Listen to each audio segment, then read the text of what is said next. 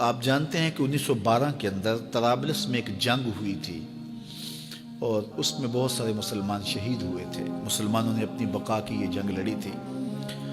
تو اب اقبال اس کا حوالہ دے کہ حضور کی بارگاہ میں ایک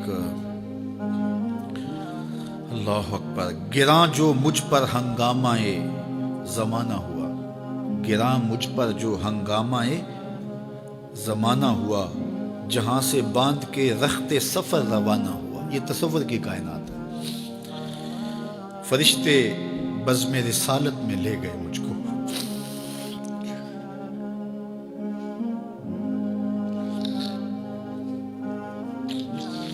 وہ کہتے ہیں کہ میں تصور ہی میں جب اس دنیا کے ہنگاموں سے اکتا گیا تو میں نے رخت سفر باندھ لیا. اب شام و سحر کے سفر میں میرے پاس سواری کوئی نہیں ہے اور جاؤں تو کدھر جاؤں، لیکن دنیا سے اکتا کے سامان سفر باندھ کے اپنے دل اور روح، اعلیٰ حضرت نے کہا تھا نا، جان و دل ہوش و خرد سب تو مدینے پہنچے، تم نہیں چلتے رضا سارا تو سامان گیا. تو اقبال نے بھی سارا سامان باندھ لیا.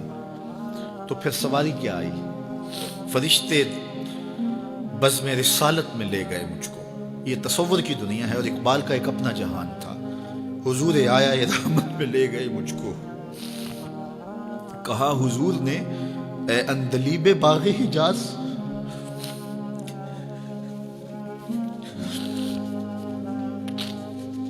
کہا حضور نے اے اندلیب باغ حجاز، کلی کلی ہے تیری گرمی نواز گداز، ہمیشہ سرخوش جام ولا ہے دل تیرا، فتادگی ہے تیری غیرت سجود و نیاز. نکل کے باغ جہاں سے رنگ بو آیا، نکل کر باغ جہاں سے رنگ بو آیا، ہمارے واسطے کیا تحفہ لے کے تو آیا.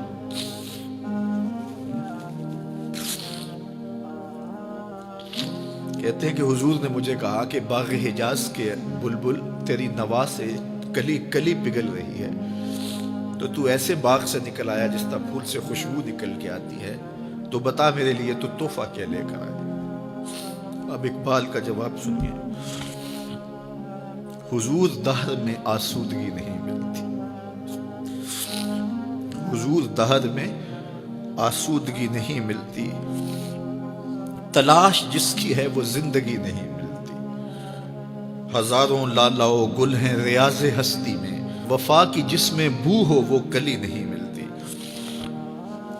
مگر میں نظر کو ایک آبگینہ لایا ہوں.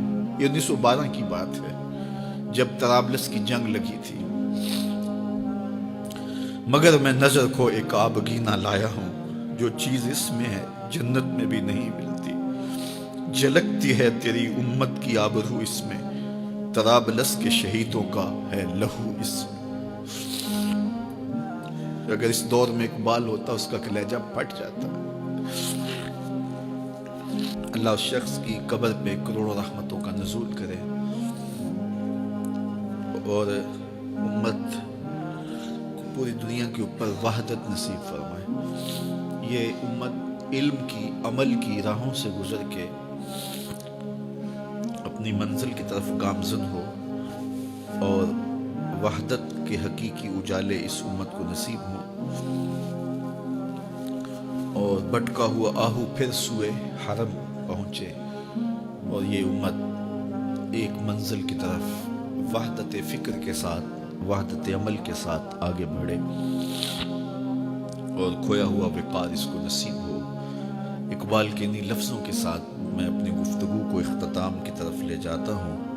بھٹکے ہوئے آہو کو پھر سوئے حرم لے چل، اس شہر کے خوگر کو پھر وسعت صحرا دے. میں بلبل نالا ہوں اس اجڑے گلستاں کا، تاثیر کا سائل ہوں محتاج کو داتا دے.